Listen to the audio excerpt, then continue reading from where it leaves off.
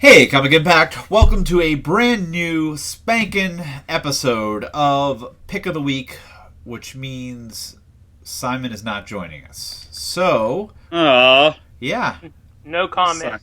that's right. I like when no comment is totally a comment. Yeah, it says nothing and it says everything. Yes. This is obviously the pick for the week of September the 16th.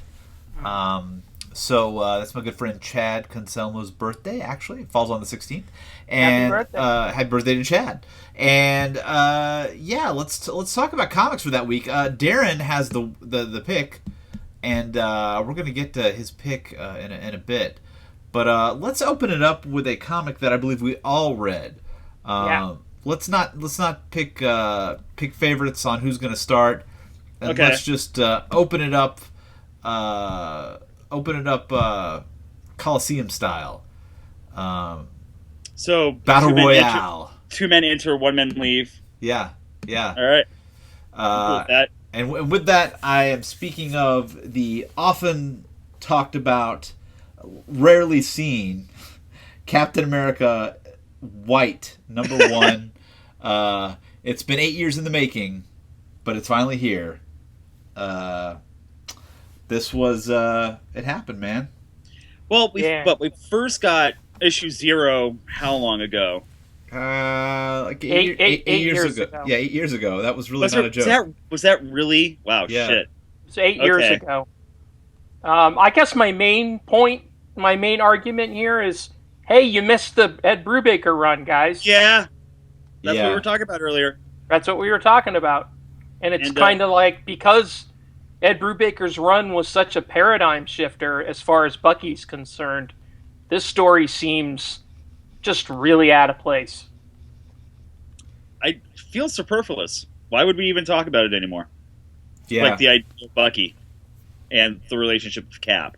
Like, I think Darren's absolutely right. We've moved so beyond exploring that relationship. Well, and they're even exploring Bucky in a way that we don't accept Bucky anymore. Yeah. We don't view Bucky as like the plucky sidekick anymore, like who's a little kid. That's sort of been laid to rest by Ed Brubaker's run, and I think most people are happy with that. Yeah, I mean, I think Brubaker definitely put like some miles on Bucky in his original run. So it wasn't. To me, it's like there's so many Captain America stories you could tell, Right. but Bucky, at this point in time, No, I have to agree. Yeah, it almost felt like a an Elseworld sort of tale. Yeah. Because I want to say that am I wrong that they almost didn't Brubaker he redid this, like he already re-upped all this. yes, Exactly. Like Yeah. I kind of was like, wait, this isn't right, because this was already like I don't know, this has been retconned already, and now you're re-retconning or unretconning a retcon. So it's almost Comic books. I mean it's been retconned all the way to the movies. Right. So that's why I guess it confused me even more, because I was like, you can't retcon on something that's been now being like so concretely established as a part of the sort of new, and then saying, I remember that new. Nah, Yeah.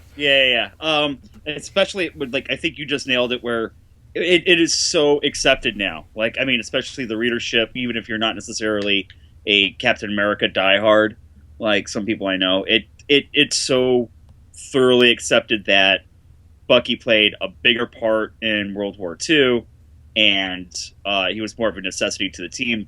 Brubaker talked about how Bucky could go places that Cap and the Howling Commanders couldn't, and that, like you said, you can't retcon that retcon anymore, and it seems like old hat stuff that we're revisiting. So yeah, it's the new. It doesn't feel good. Yeah, I don't like it. It's more like the new old. Yeah. Yeah, it's like, hey, remember this really great, grand, old-fashioned point in time? Right. And on top of that, like, I also had a problem. I feel like he almost makes Bucky too young for this comic book. Like, the way he's drawn and the subject matter they touch on and the dialogue they choose, especially the relationship that he and Cap have. Yeah, and the diapers were a bit much. I mean, the Binky, he kept referring to his Binky, and that's how he got the name Bucky. I thought that was weird. That was a little strange. Yeah, that whole the way they painted the relationship and how young he is. Yeah, I'm not cool with it. You can make all the jokes you want about the Batman Robin, like, if people break down that, they break down Bruce Wayne's character in that he's a single guy who lives with an old dude who's constantly adopting young boys. But, like, this comic book almost kind of makes you go there on its own for you, and it's weird. I felt uncomfortable about it. Yeah. Did I make it weird? I'm sorry. No, you didn't. It's all right. Because Brubaker arrived at a really ingenious way of explaining Bucky. Yeah. For one thing, he's older. He's a little older. He's, what was he, like 17 maybe in Brubaker's version? Yeah. And he joined on his own accord. Right, and he joined on his own accord, and he was really good at killing people, and right. He was there to sort of protect Cap. Yeah. And it was just ingenious, and it's like nobody wants the old version. Yeah, I like how you said that. No one wants the old version anymore. No, true. They don't want it. Brubaker came up with a better way of explaining Bucky. And I mean, perfectly honest, I'm wondering at this point if I'm even going to continue collecting the series, just because I'm so thoroughly happy with the status quo now of that relationship.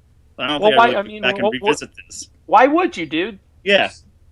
Save $4 or whatever, however much it is. Well, but you know what? I mean, this is just me, but I don't buy these Jeff Loeb Tim Sale series, the whites, the grays, the reds. I don't buy them because I feel like they're setting a status quo. I usually buy them because of a nostalgia. Yeah, I can understand that. I don't like I don't buy them because I feel like, oh, this is a quintessential story that is somehow setting the pace for what we know and love. I will probably continue buying it just because it is a great Captain America story from an original era of Captain America.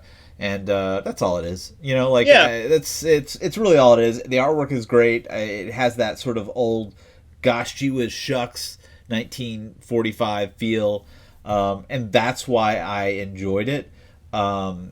So they're all like, yeah. All of those series have been like tone poems. You know what I mean? Like I agree with you. It's sort of like a feeling, you know what I mean, that they capture. Yeah. But it's kind of like the feeling they capture in the Captain America series is not really a feeling anybody's nostalgic for. Right. Well, it's funny because I think Sheldon just nailed it on the head with, like, you read these for nostalgia factor, and I think that. Well, yeah, I mean, look, Spider-Man Blue. I was just gonna say, Spider-Man Blue gives me a Gwen Stacy story that I would never get. Right. Because, Daredevil Yellow gives me the old yellow costume and watching those characters first meet each other. I don't even know what to make of Hulk Gray. Believe it or not, it's one of the few. Hulk Gray is actually pretty atypical of all the other ones because it actually goes into how his abusive background factors into the creation of the Hulk. Ah, gotcha. Yeah, I almost think that like Jeff Loeb and Tim Sale could basically have, they wrote all these. Now they could basically give Darwin Cook a jab at it and let him do an Avengers little series akin to what he did with the Justice League, and Yeah, well, New Frontier or whatever. New Frontier, totally. Yeah. And then let him have a little bit of fun playing in the world that he has just set up, which would be great. Right. Well, so that's pretty much Captain America White. It's very... Oh. Meh. Let us move on. Yeah, I mean, my final thought, I think Jeff Loeb writes a lot better outside of continuity. I mean, the last thing he's done is Red Hulk, which I thought was kind of fun, but Loeb doesn't do current continuity or really has an idea of what's going on outside of the television shows anymore. Yeah, so, which is... I'm glad they finished this project up. I really am. But yeah, he's working on Heroes. He's making that Heroes money. Oh, dude. No, don't get excited. Don't you dare tell me. Yeah, I was going to say, don't you dare tell me you're getting excited about Heroes. Dude, the original series wasn't that good. No. It really wasn't. I don't know why people are getting all uppity about the rehash, but I liked Hero. That's pretty much it. I like the little Asian dude from... Yeah, no, I did too. He was the sort of idea that didn't pan out. Yeah, and I was like, dude, that character was really cool from back when he was in Scrubs. Yeah, I actually liked his friend more. Really? I thought his friend was a dick. I know, I liked him though. You're like, I liked his friend who was a complete and total dick.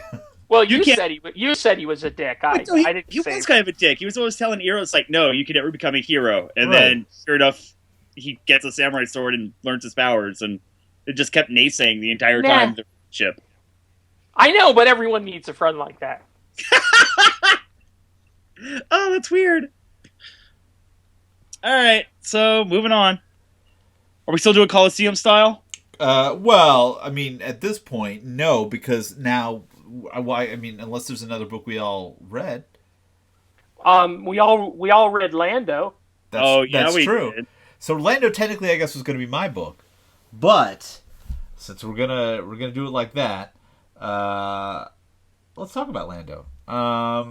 Lando is Let's get real, guys. I think we're all on the same page this week. I think we all basically read the same batch of books, and we have a really round table going on. Yeah, I think for the most part. I mean, look, I admittedly I didn't get to all my books. I've been a bad boy.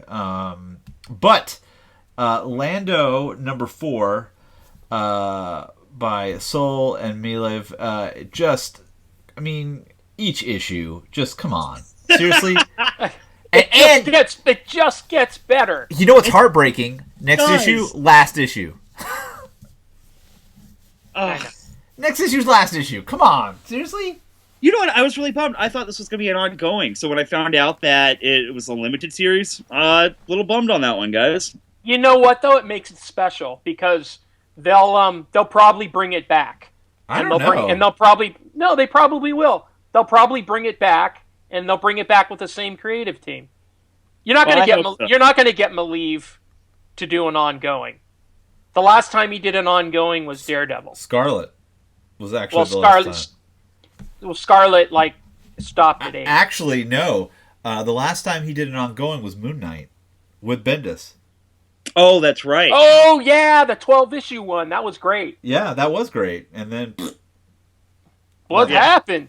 What happened? All I can say is Lando was so amazing because I loved when those cat assassins started getting possessed. Cat assassins? By the cat assassins started getting possessed by the lightsaber and the weaponry in there, and just like, hey, I'm lopping your arm off. Like, why'd you do that? And it's like, bro. I don't know. I already know how to defeat the cat assassins. How? Just throw in a bomb of catnip. Do they have catnip in the Star Wars universe? You know they do, man. They got the Kessel mines, the spice mines of Kessel, man.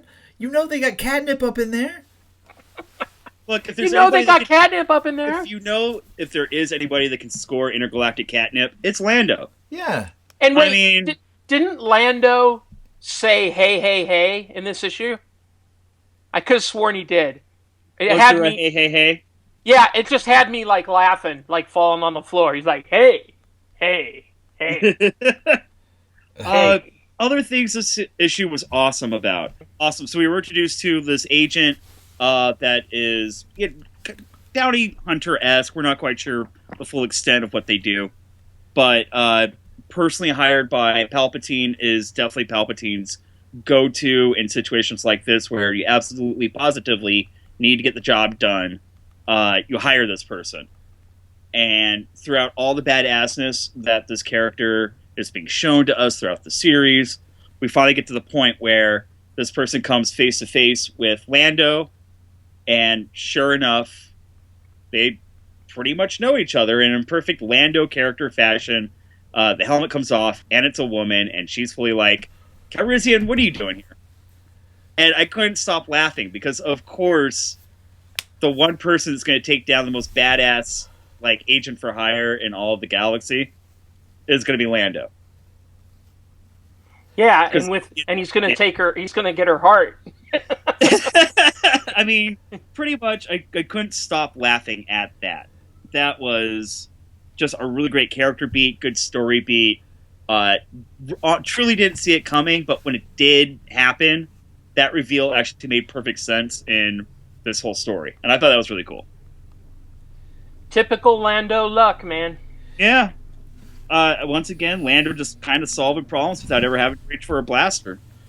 Well, I mean, he hasn't necessarily solved the problem. Right. I mean... Well, in a way, he's not going to get killed. Well, we don't know that. She's not going to kill him. Well, she would have killed him already. Well, obviously she's not going to kill him because... Of course not, because he said, well, hey, hey, hey. Right. And then kisses... Yeah, he said, hey, hey, hey. Yeah. He said, hey, hey, hey. And that's pretty much it. Like, that's Lando's free pass out of any situation. Isn't Lando kind of like the inverse Han Solo? What, in that he actually knows what he's doing? Well, kind of like when he falls into a problem, his luck always saves him, whereas Han Solo never has any. His luck always fails him. Yeah. I never thought of it that way. I mean, is he? I mean... I'd say. Every time he goes... It seems like every time he goes to make a jump, though, to hyperspace... or to light speed, he always ends up saying, "It's not my fault. It's not my fault." You know? Yeah, Han just is. I don't know. Shit doesn't go well for Han. Maybe it's just the Falcon. Maybe it's just the Falcon. Well, I always play the Falcon. I always. You know, I will say though, they always give a tease for the next issue, and I don't know if you noticed the tease for the next issue. But it's basically Lando playing cards. Oh yes, basically. And I don't know if that's going to sort of be that sort of nod to Lando playing cards in order to have him lose the Falcon or not, or I he may not even be in possession of it right now. I don't know. It's the Falcon, you mean? No, it's the Falcon. The Falcon. It goes both ways, man. That's what she said. Depends on who you ask. Yeah. She's fast enough for you, old man. So, good issue. Good issue. Out of context, Star Wars is great. Yeah, I loved it. Also, I don't know if you guys read the other Star Wars series by Jason Aaron. I don't know if it's just methodical planning or what. But I think it's very cool that the Lando series is dealing with the Emperor collecting all these Sith relics. Meanwhile, over in Jason Aaron land, Star Wars, they're dealing with a group that collects Jedi relics. So we're jumping books now, right? We're done with Lando. We're not necessarily jumping books. My God, are you going to be okay, Sheldon? Well, it's not me that I'm worried about. It's our noble listeners.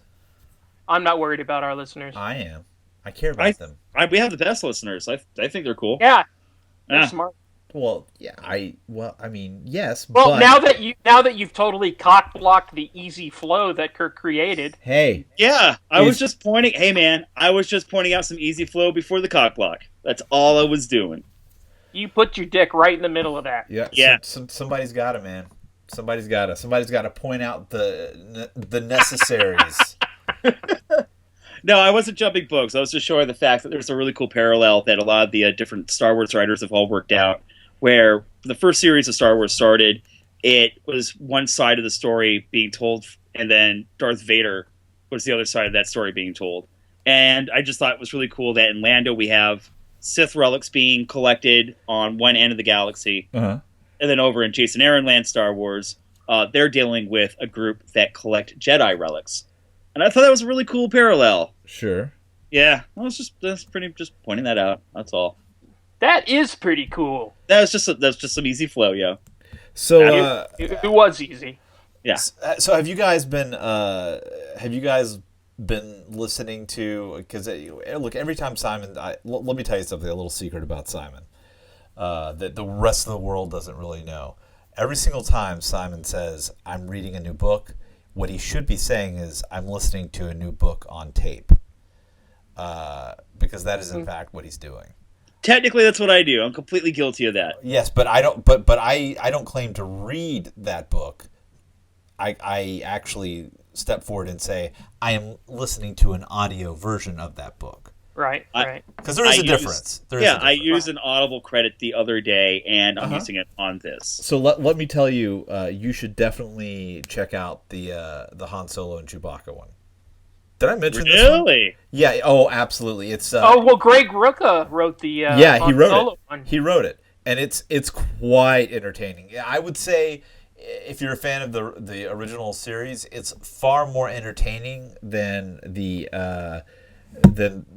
big Force, lead into Force Awakens. The Aftermath? Oh God, yeah.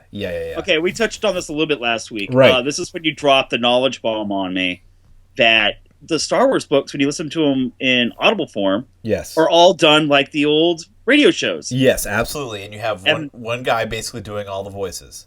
And I kind of flipped my shit because now that I know that there's a Greg RUCKA Star Wars book out there. Oh yeah, and it's fantastic. I was really excited for Aftermath, but now I realize I'm like, shit, this is just the appetizer until I get to the main course. Well, and I'll tell you, it's pretty short. I already finished it. It's it's short. I mean, it's a short book, but it's really it's a quick adventure. It felt like it could have been a comic. It's well written. I do feel like they get Solo's voice correct in it. Okay, that's something we've also been complaining about with a lot of the Star Wars Marvel comics. RUCKA definitely gets his voice correct, and they get the feel of it. They get his mannerisms correct in it. So that was nice too. But just all in general, it does a fantastic job. When I was doing the podcast for Anorax, which is my other podcast, plug. When I was doing that podcast, I had mentioned it to him, and I did the sort of impersonation of what the guy's voice, what he does.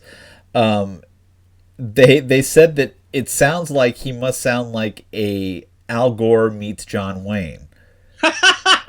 Which, after listening to it again, they're not far off. He actually really kind of does sound a little bit like that.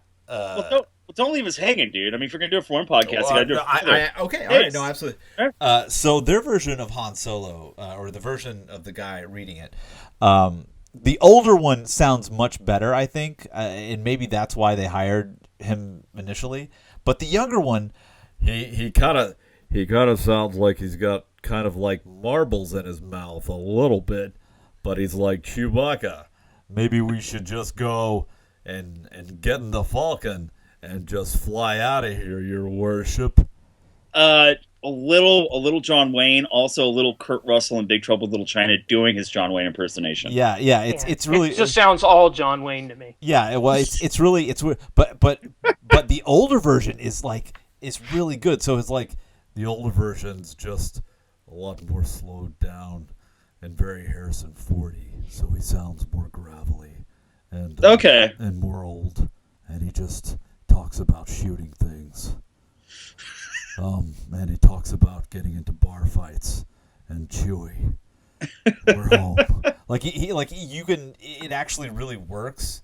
But the young, he just talks like this a lot, and it kind of just went up a little bit. And I was like, that's not how he talks. Like, I was telling Simon about it too, and I was like, that's not how he talks. He never talked like that. He was always a little bit more loose. Gotcha. he never sounded like John Wayne. I don't know why they made John Wayne in space. I cannot figure that one out. I never took Han Solo as John Wayne in space. A John Wayne character. Yeah, that was never. No, never. Because especially John Wayne is such an assertive character in everything that he is. Yeah, that's why it was. So I don't see John Wayne. No, doing to me, I view Han Solo as like an Errol Flynn type character. Yeah, he's a little bit. I mean, yes and no. And I only say yes and no to be argumentative. No, I'm only saying yes and no because I think that the Jedi as a general sort of malaise of all of them are all sort of the swashbuckling Errol Flynn type, and that's more of the younger sort of Obi-Wan-esque character. But I would say that Han is more the hot rod kind of guy that he kind of played in American Graffiti to a weird degree, where he's sort of the. I have a crazy idea. Maybe Harrison Ford is playing Harrison Ford. Yeah, no, I think he is to a degree, but it makes you wonder then because Harrison Ford hates the Han Solo character. Yeah, but sometimes people are the worst judge of their own character. You're absolutely right. I will say what I liked a detail that RUCKA put in the book at the very beginning. He has Chewie describing things in the Falcon when he's getting up and down, like getting up and stuff, like actually like physically getting up, and he talks about hitting the faux dice that he put up there as a joke. Like, they actually mentioned the dice that no one really mentions that were hanging in the sort of rear view dash of the Falcon. So I always thought that was really funny. Anyway. That, you know what? Had you not brought that up, I would have completely forgotten about. Oh, I did until they mentioned it in the book, and then I was like, holy crap, that's something that's totally there. Oh, that's so weird. Yeah, it is, and then like it is, it's totally weird. But they do. That's also just a shout out to, I mean, Greg Rucka is kind of the king of details. Oh, absolutely. And like a lot of people, I really enjoyed his Punisher run. Me too. I'm like, see, I feel like we're in the minority, but there were little bullshit. His Punisher run was perfect. Thank you. Okay, I feel great now. I have had so many arguments over that and how they couldn't understand a bearded Punisher who barely ever talked and, was, no, I love. Why would he talk? For what reason would he talk? That was my argument. He's not a braggart. He's got something to do. Yeah. Like, just what's he gonna say? All right, guys. They don't understand the Punisher at all. I have to go do some stuff. Like, yeah, I don't know. But don't worry about it, dude. They're totally wrong, and everyone knows it.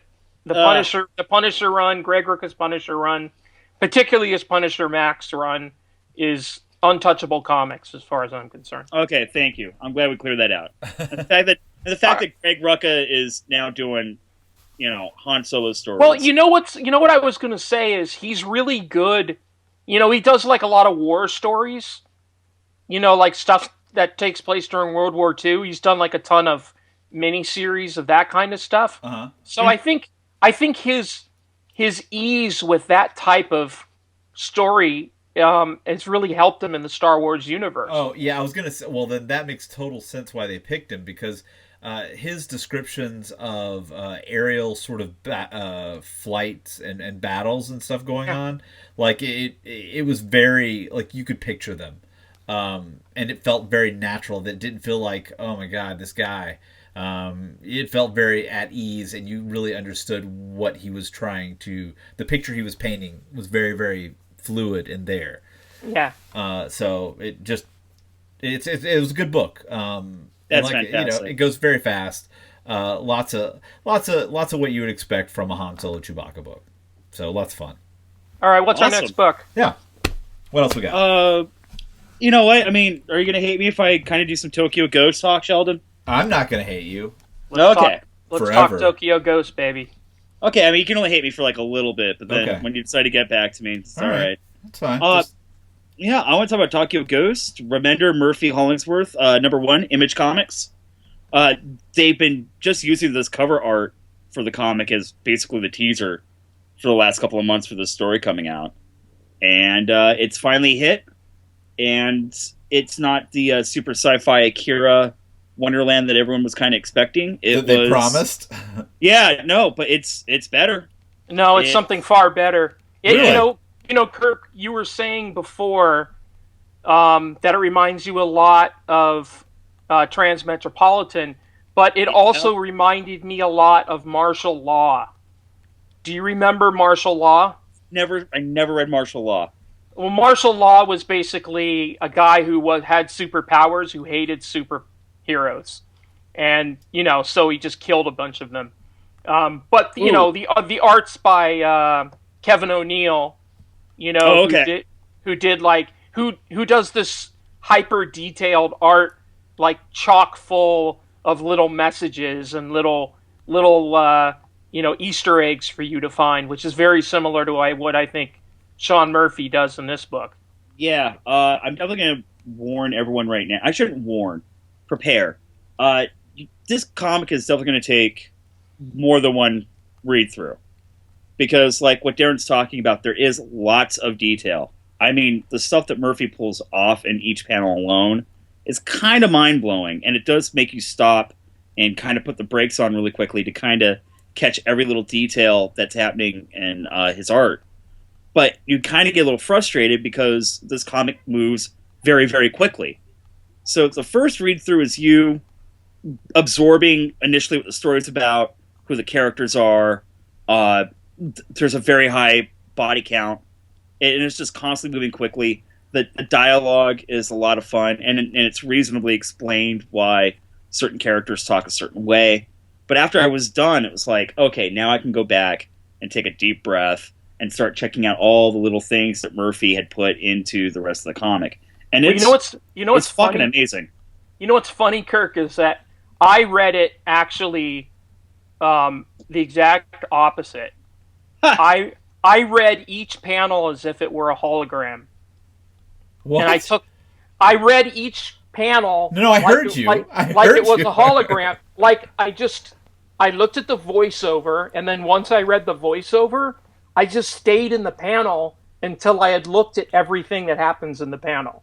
Oh, so you kind of went at it from like one layer at a time. Like the first layer being the dialogue, and then like the next layer being like the actual action happening, and then the third layer being all the background. All the metatextual stuff, yeah. Right. But I just did that for each panel, and actually I really enjoyed reading it that way. Okay. No, I know it sounds kind of bizarre, but you know what I mean. Like, no, maybe I'll give it a shot for this one. And like I said, this characters. What was I saying earlier? One of the antagonists in this comic is just gleefully nihilistic, and there is just a high body count, and he's very kind of unaware of what the hell's going on around in this world and not really feeling the impact of his actions. But actually, funny enough, really reminded me of like a Heath Ledger Joker. Yeah, totally. And then you kind of look at who his victims are and who the surrounding cast is in this comic book, and they are just as equally nihilistic and really unaware of everything that's going on because everyone is so attention deficit that it's just like, oh, look, cool, more carnage, more blood, things going boom. Well, now I'm the one going boom. Damn. I actually viewed that character as somebody who was very aware of the bodies, and that's why he was doing it. Oh, that's a really good way to look at it. Like that's why he's a villain and why he's evil, because he's very aware of the fact that there are living people in like all these stadiums that he's destroying, and he doesn't give a shit. Yeah, he's definitely, and he's also, by the way, this is like a hyper-realized future where everyone's got tech and implants, and there's some sort of upgrade that humans have definitely taken in on themselves. So right, but the tech this guy has is all tech that controls other people. Exactly. So basically, human civilization at this point is now so dependent on tech that they're just constantly looking for like the next either upper or downer, or some of them can't feel genuine feelings of remorse or appreciation or acceptance. So not even one of the main characters. You just described my weekend. Right? How was your birthday, by the way, dude? Yeah, I'm telling you, everything you just said just described my weekend. Oh man. Okay, I guess there's nothing. Then I guess you don't really need to read this book. No, I don't. I lived it. You lived it. I lived it. You lived this book. Yeah. But it's a definite. I mean, I didn't actually recount how many pages were in the book, but it felt like a 64-page book. And it's not, but it felt like it. In a good way or a bad way? Oh, in a good way. In a good way. Okay. Not like in a young terrorist way. I don't know what that means. Son of a bitch. Oh, Son slap. of a bitch. Mic drop. Son of a bitch. Time will tell on that. I I thoroughly loved this series. And like I said, if you're a fan of Transmetropolitan, I am highly recommending Tokyo Ghosts. Or martial law. Or Martial Law, which I'm now going to have to go pick up. I half expect you to say Tokyo Drift every single time. A little bit. I kind of want to. No, I don't know why. You don't want to All say right. that. So, guys, check out Tokyo Ghosts. By the way, giant fucking motorcycle that says Zeus's dick on it. That's pretty cool. I mean, I can try to get as deep as I want about this comic, but in the end, that's the main reason why you want it. Pretty much, right? Zeus's dick. Yeah. Yeah. All right, man. Yeah. I dig it. You should. I can't wait. In fact, I'm really excited to talk to you later after you've read it. Yeah, no, I'm excited to read it. It is on my book du jour. There we go. Shut up. Shut up. All right, who's next? Are we at the pick, guys? I think we might be at the pick. Let's do the pick. Hey, I tell you what. Before we hit the pick, and hit it hard.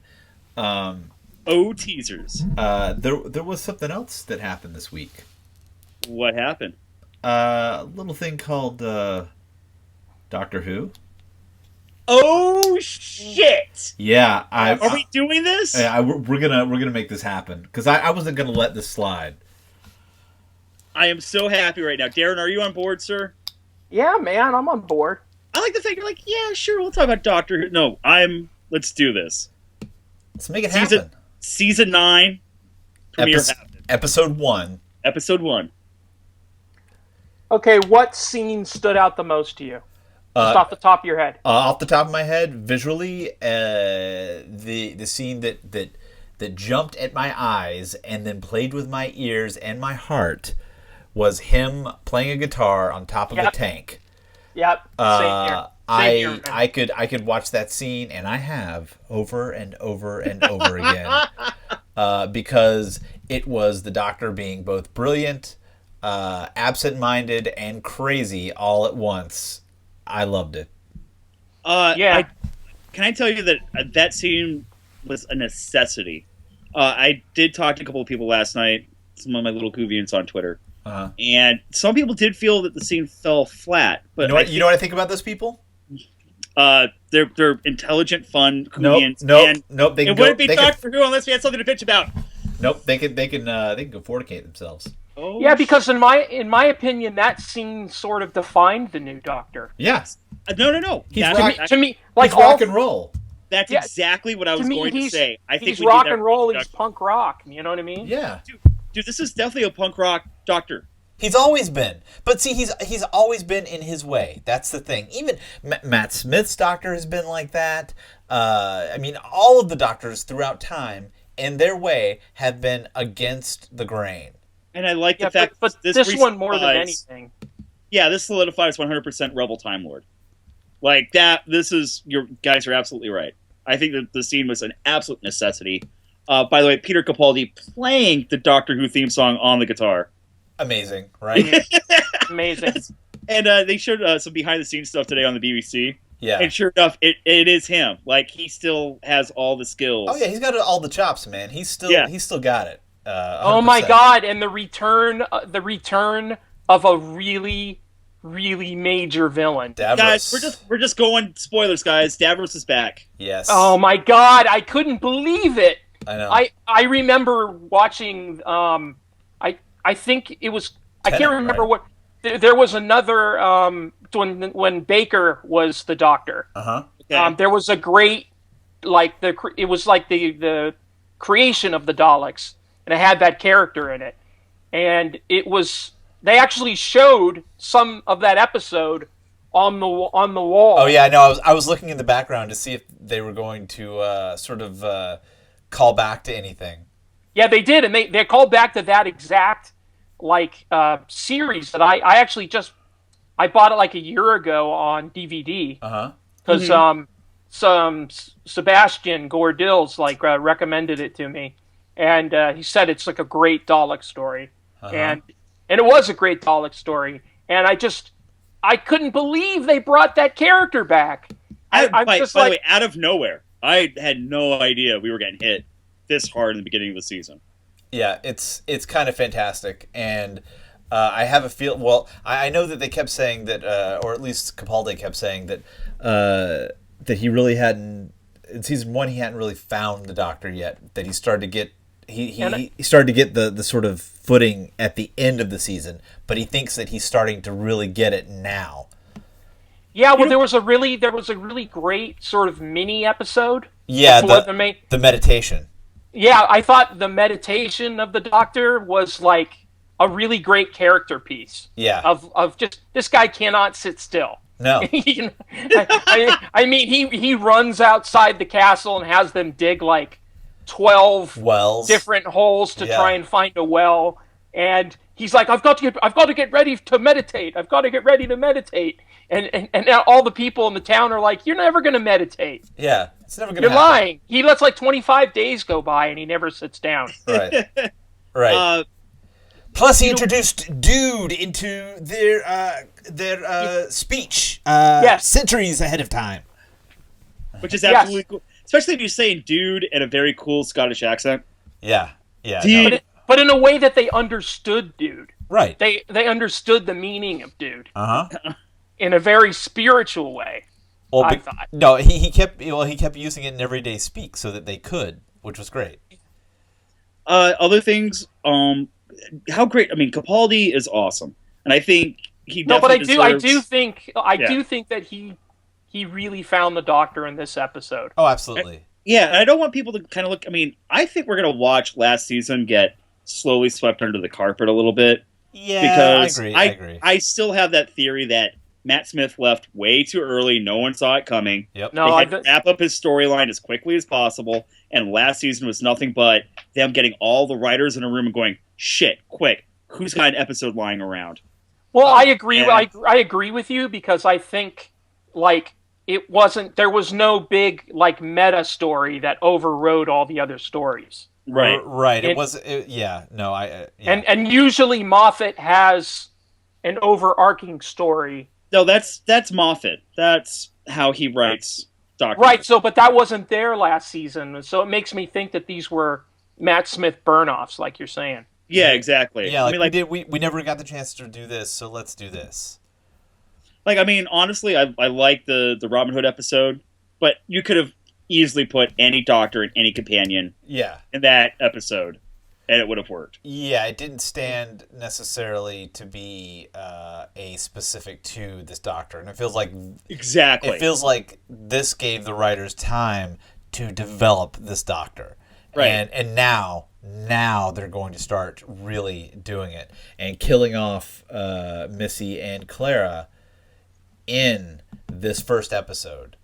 And the TARDIS in that first episode. And they stripped him away of everything. We find out that he didn't have the sonic screwdriver. Yep. He walked away from that. He did a really awful thing. Yeah.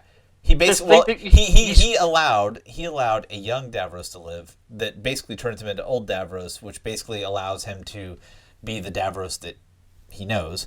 And then on top of that, Davros creates the Daleks. Right. And then on top of that, he had an opportunity to change that. And on top of that, he left his screwdriver there, which more than likely is what allowed Davros to make the Daleks. Yeah. It's tough though because when it's harkening back to the old Doctor Who episode, that was the same moral problem that the Doctor had at that time. Right. Is like, do I kill Hitler? I was just going to make that. Yeah, it's like, do I kill Hitler when he's a baby? And his dilemma in that old episode was, do I kill the Daleks right now? even though they haven't, turned into this thing yet. Right. So it was save the Time Lord, save the Time War, save Gallifrey. Yeah, it's always something that's sort of in the back. Yeah. It's a tough moral question, and I'm glad that they finally are getting back to that meat. You know what I mean? That I love about Doctor Who. Yeah, but now that they've upped the ante quite a bit, I'd say. Yeah. Oh no, they came out. I mean, they came out swinging this Yeah. episode. Yeah. Honestly, the series needed it. I mean. Yeah, no, I agree. It's definitely added a big swift punch to your nose, like make you cry, make you bleed at the same time. Mm-hmm. That's an excellent way to put it, sir. We're like, oh God. You become like a blabbering idiot. And also, really quickly, the actress who they got for Missy. Oh yeah, I thoroughly enjoyed her. Something Gomez, right? Yeah. Yeah, she had so many wonderful, I guess actors call it business, little pieces of business, like just snapping of her hand, little dances she would do, sure, little things with her eyes, just like if another actor had done it, they might have just read the lines. Yeah, right. But she was stealing scenes at one point, and it's just because of how sassy she's playing this female version of the Master, and I can't even understand her half the time, but I'm riveted by her. Yeah, I don't know what it is about how she plays that character that I'm constantly being drawn to. What's Missy's reaction to what's going on screen? So now that we have seen that they've both been killed, knowing that they have not been killed, because that is not the way the Doctor rolls. No, of course not. They were killed at some point in time. Right. How many times have they been killed at some point in time is the question. Which means, poor Rory. Rory. Which means we're looking at something not in actual time. Does that make sense? What do you mean? Well, we're already behind the clock. Ah, okay. We're not in real time at this point, which is important to remember when watching an episode of Doctor Who, because where you're at in relationship in your head frame of mind while watching an episode will depend heavily on what happens within the story a lot of the time. It could be the difference between a oh crap and an aha moment. Right. And by that I mean oh crap, Rory just died versus oh no, he didn't really, because look, there he is, and this is how he got out of it, because we're actually living in the past of a different time. Whatever is happening on screen is not currently happening. I mean, right. Right. Time is not linear. Doctor Who's not a linear. He's not a linear thinker.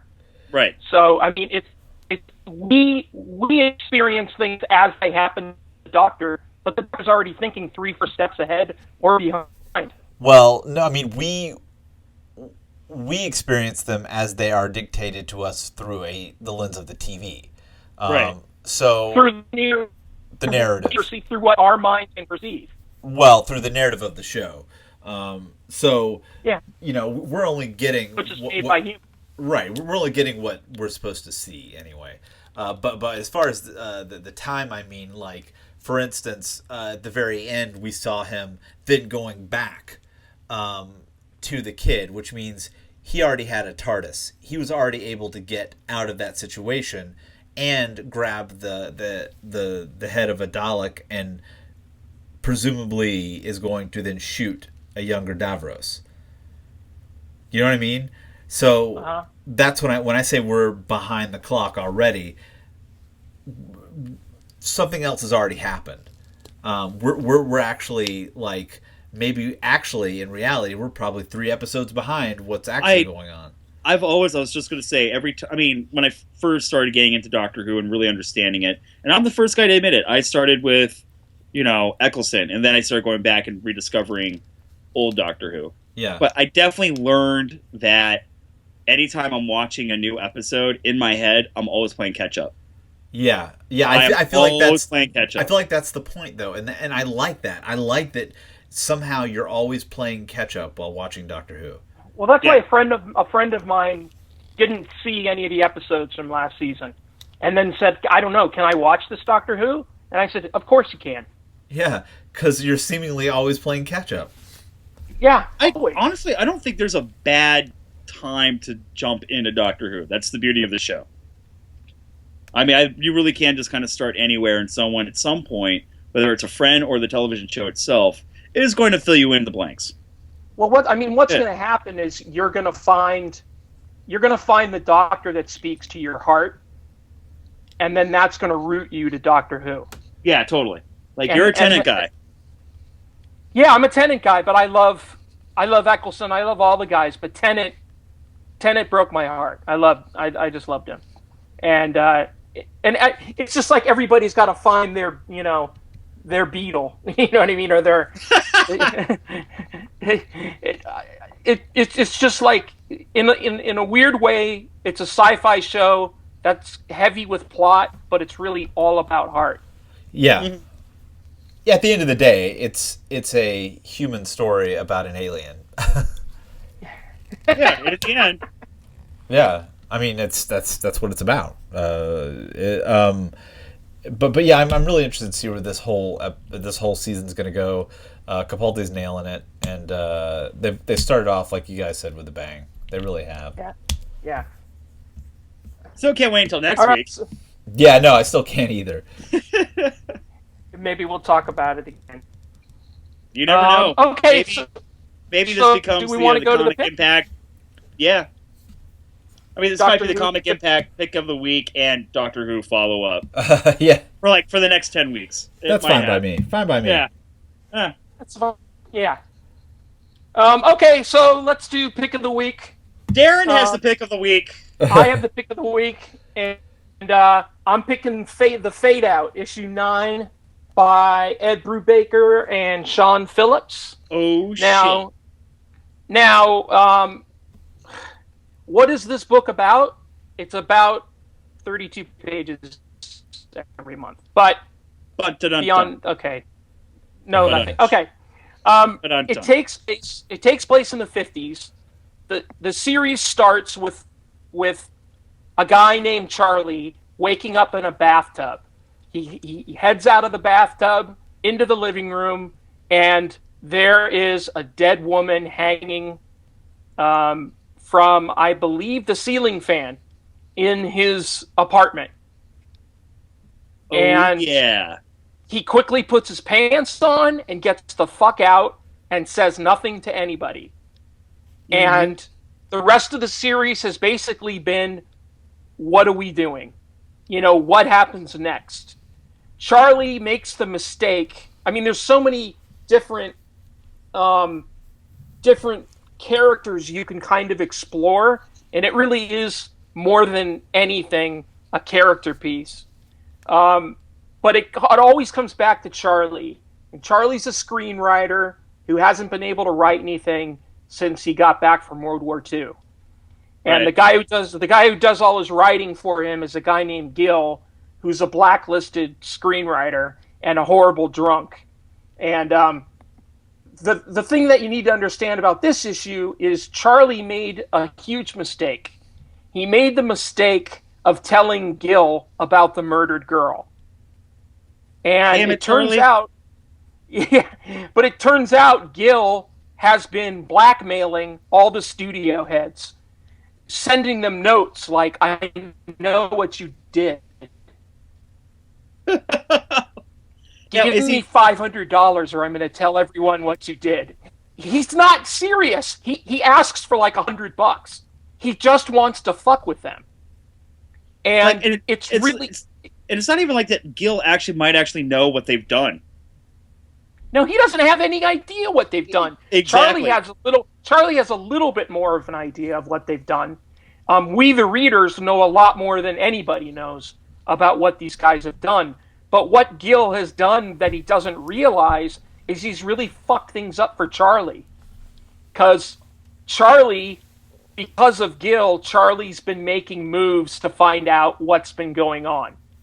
He's been running into like FBI guys and studio heads and old guys from the Little Rascals. I mean, just you know what I mean, like just all sorts of just weird shit. And this is the issue when Charlie finally meets up with Gil after finding out what Gil's been doing, and he fucking clocks him. I mean, he just beats the shit out of him. And then you wonder, why are these guys friends? Right. Like, why are these guys friends? This issue's all about why they're friends. And it's a big character issue about how they met, like before World War II, how they became buddies, how Charlie went away and fought in the war and came back kind of hollow, and how Gil tried to pump him up again, but then Gil's wife ended up pumping up Charlie herself, which created a weird dynamic between the two of them. And I don't know. I really love the series. I know they're getting really close to solving the murder, but this book's so not about that. And you know what? No. I mean, I was just going to. I hate that I interrupted you because my point was actually going to be what you were probably going to say. I finally started getting caught up. Every time we talk about this book, I go, I do better in trades, and then I finally just kind of like sacked up and sat down, and what I thought was going to be like this tedious thing to get caught up, my entire afternoon went by and I had no idea. This thing is organically addicting. And so when you talk about how this series is now hitting the end of the second arc, which is what number 8 is, and I found out it's only a 12-issue limited series, and now I'm a little frustrated about that. Oh no, they're going to go longer than that. You think so? Yeah. Okay, I hope so, because they're going to go as long as Brubaker wants to go. Cool, because now I'm fucking addicted. I love that there hasn't been the big shootout. Like, you know what I mean? Like, so many of these stories always end in, like, well, we need to thin the herd and kind of, like, take out some of the players and figure out who are some of the suspects that we need to scratch off this list. And that's when the atypical shootout happens. And this comic hasn't done that. And I'm really enjoying it. Like, they haven't gone they haven't gone for the easy wrap-up. You know what I'm saying? Yeah, I know. I mean, people get shot, but it's like random. You know what I mean? Exactly. Or it's because of mistaken identity, or because somebody's trying to, like, they're trying to cover up some other conspiracy, right? And then inadvertently killing somebody, right? So we don't get like the blanket shootout. What I like is that all these accidents and one person trying to cover up their missteps for something else, but still fucking that up. Like, as far as crime noir goes, it's convoluted, but it's convoluted because so many of these characters are so flawed. Like, they screw up, and then they try to cover up the screw up by screwing up even more. And yeah, I mean, you never really get lost in the series as long as you just follow the characters. Right. Like, if you're worrying about, like, oh, who shot who and who shot what, I mean, it's like, it's kind of missing the point. Right. I mean, there were, but for people who say that the series doesn't have plot, it does have plot. I mean, there's actually a lot revealed in this issue. They actually find, like, a folder that shows Al Camp banging, like, a little kid, and because they were burning them, or something in the at the beach, and I think Gil was able to retrieve one of them before they burned all of them. So we do know that kids were molested by a studio head. We know that's a big thing, but we don't know that has anything to do with why the main character was killed. Right. Like one of the main characters at the beginning. So I just want to give a shout out to this book, and I want people to read it because it's great. It's great at Brubaker. It's a great book. No, it's definitely Brubaker. I'm glad Brubaker comes back again every time this podcast. That, like, this is good Brubaker. This is Brubaker at some of his best, doing whatever the fuck he wants. And like I said, I was that guy who was playing catch up, and now that you made that the pick, I was really excited that I could actually kind of throw my 2 cents in, because you were absolutely right about this title. You're You're absolutely fucking right about this title.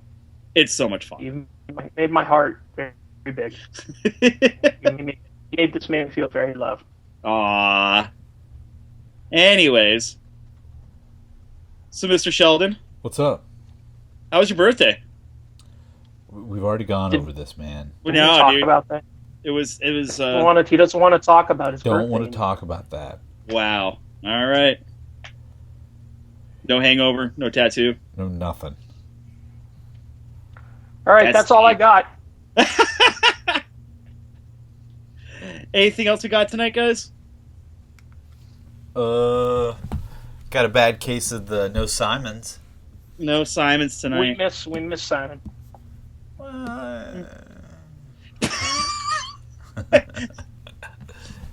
No, I'm kind of bummed. We had some really good talks that I wish Simon was able to chime in on tonight. So, Comic Impact, all your review needs, all your comic book needs, all your Star Wars needs, all your Doctor Who needs. Yeah. I mean, we did not fuck around tonight, guys. No, sir. Yeah, good stuff, guys. I like that. Boys, we brought a howitzer to a knife fight, and without shame, we fight dirty, and I don't mind that. Yeah, I'm cool with it. Me too. For everyone listening at home, thank you for making it this far. We always appreciate it. Comments down below. Please find Comic Impact at Twitter, Instagram, Facebook, MySpace, LiveJournal. Mm-hmm. Find us over at YouTube for other videos. Go back and check out the other podcasts. Find me at Kirk Like Stuff. Find Sheldon on Twitter at whatever it is that he does. At Sheldatron. Or you could find me at Anorax Anonymous. Or no, wait, it's not Anorax Anonymous. I'm a complete and total liar. I just lied to you guys, and I apologize for said lie. It's Unite Anorax. It's at Unite Anorax. At Unite Anorax. That's our Twitter feed. Or you can just go to anoraxanonymous.com, where we have a Facebook and Twitter link to both, and every show is put up there. So yeah. You can enjoy Sounds it. good. Sounds good. There we go. Let's pimp everything out tonight. Yeah. All right. So for Comic Impact, I'm Kirk. I'm Sheldon. I'm Darren. Thank you so much.